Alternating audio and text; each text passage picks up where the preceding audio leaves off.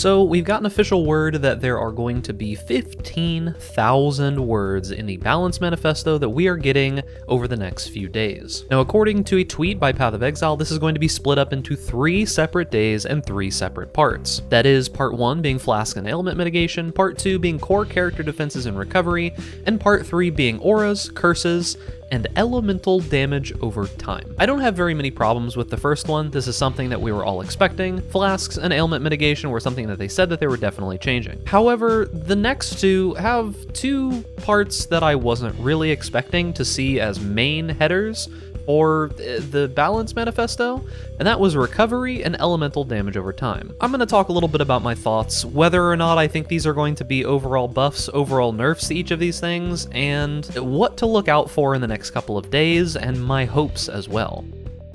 Hey guys, and welcome back to the channel. If you're new or part of the large percentage of people who are still not subscribed to this YouTube channel, make sure that you do that so that these videos are sure right up in your feed, and also make sure to like the video if you're enjoying the content.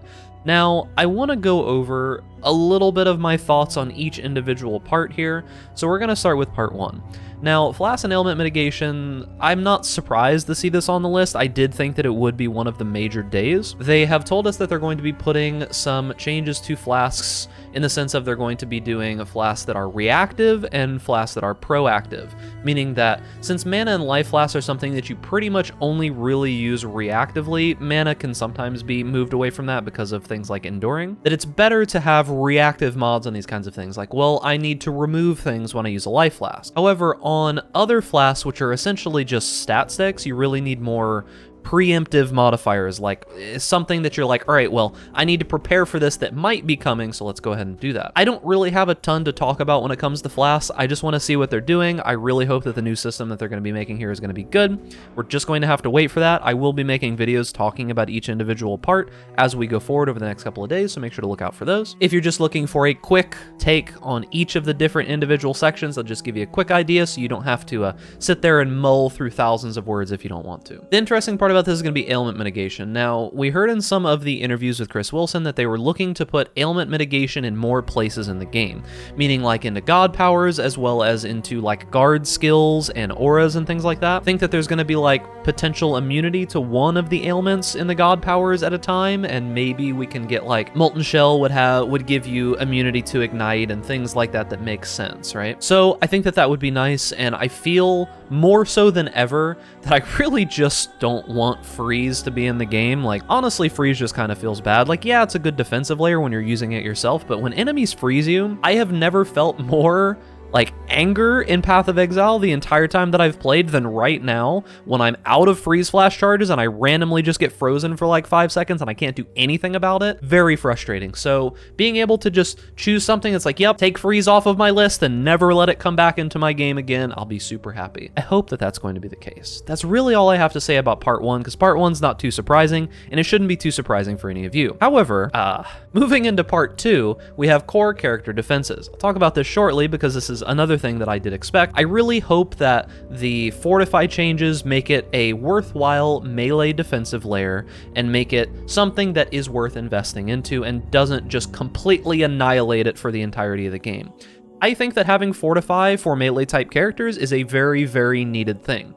Melee have a major downside compared to basically every other style of play in the game, and that is that they need to be up in the enemy's face most of the time to be able to do damage. You might have noticed that historically, the melee builds that do well are the ones that can move and the ones that aren't actually melee. If you're using a melee weapon, but you're not actually up in melee, you're not really melee now, are you? Taking away Fortify completely or nerfing it into the ground is going to make melee just significantly worse and give them less positives to being melee. There's very few as is at the moment. So what I'm hoping, and I'm not sure that this is going to be the case, I'm hoping more consistent power into Fortify by locking it behind the melee barrier.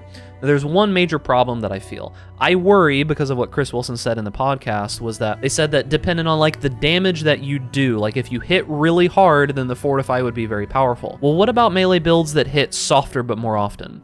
Can we have Fortify be like a bar that you fill up? So in the sense that as long as you're doing melee type damage and you do a certain amount of melee type damage, it can like fill up the Fortified defensive bar? That would be nice, because I don't want builds that hit very often in Melee to just be left out from this. So I really hope that they've thought through that. And that's pretty much all I have to say about core character defenses. You can watch my previous video. I talked more about defenses in that one, about dodge and about block and how we really need more defensive layers. The thing that I'm kind of worried about here is this mention of recovery. I, for a very long time, have said that recovery is separate from defense. Most people think of recovery as a defensive layer, like, oh yeah, well you heal up all the time, so that makes you tankier, right? No, not exactly. I call them recovery layers. I feel like for the most part, when people complain about a build feeling tanky, they actually mean that it has good recovery. Tankiness only really matters most of the time when you're fighting bosses or when you're fighting like large amounts of monsters that are all on top of you at one time.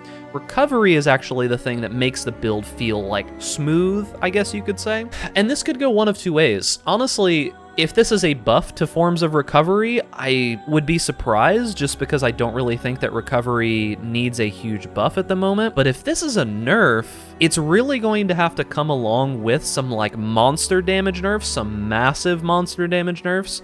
If they're gonna nerf recovery in this game, and they're going to make it so that you have to try harder to get your health pool replenished, monsters need to do less damage. They really genuinely just need to do less damage. I'm worried because there is a big chance that this could just potentially give us another whole round of 3.15 where they make one change that requires another change, but they're not ready to make that second change. And I really am hoping that's not the case here. That's the one that I think is going to make or break my feelings on this balance manifesto.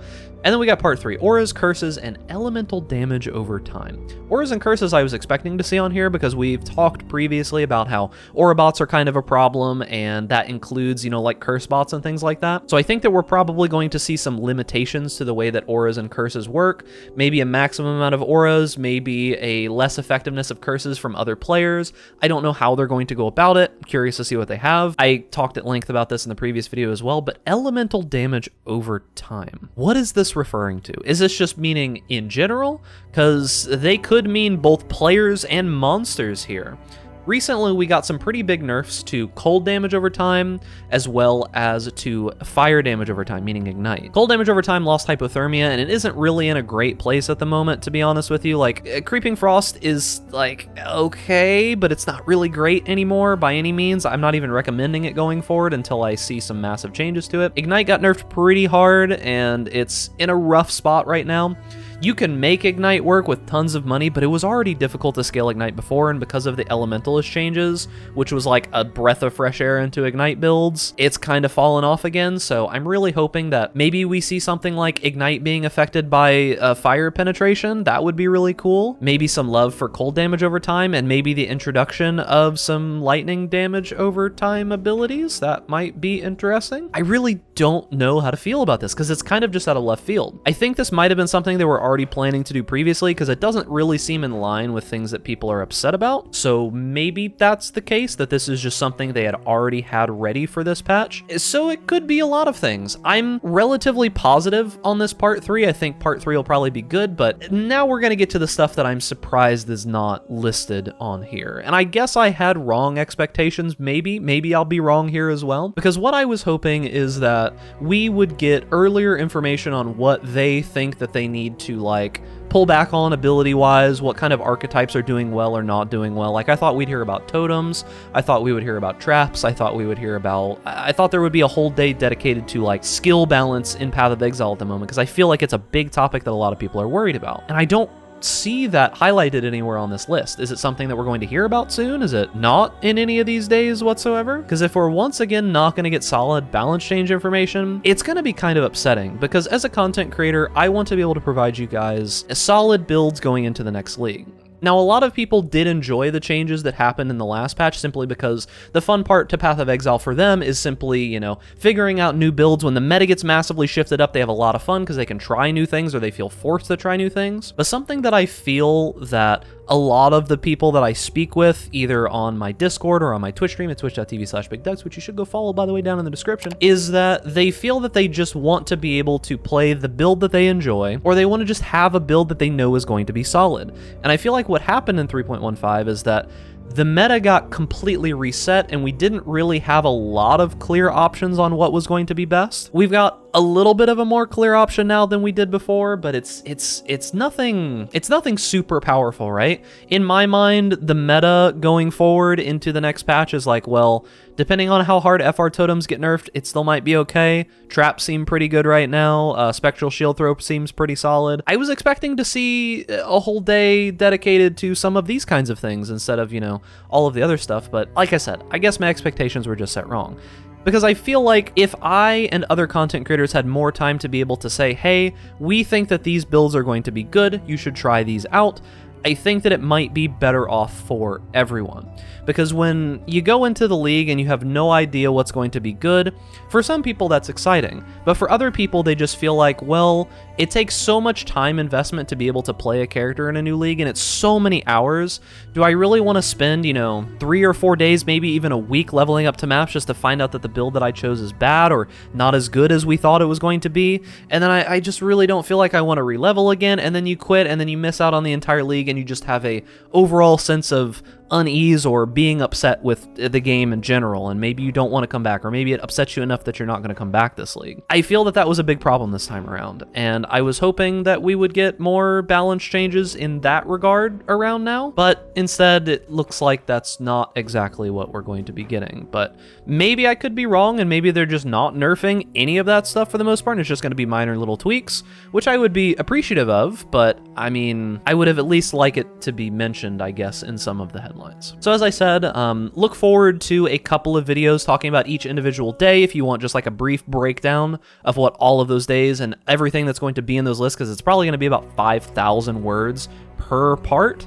So if you want me to just give you a brief breakdown over what I think is important of those, make sure that you check back in the next couple of days. So that's going to be it, boys. I'm pretty torn on this. I think day 2, part 2, which should be coming tomorrow if you're watching this video the day that it came out, is going to be the day that really matters. I'm hoping for the best, but either way, I'm going to give you my straight and honest opinions on everything that happens. So make sure that you check out those. So make sure that you subscribe to the YouTube channel so those videos will show right up in your feed. Like the video if you're enjoying the content, and stay safe out there in raid class. And I'll see you guys in the next video.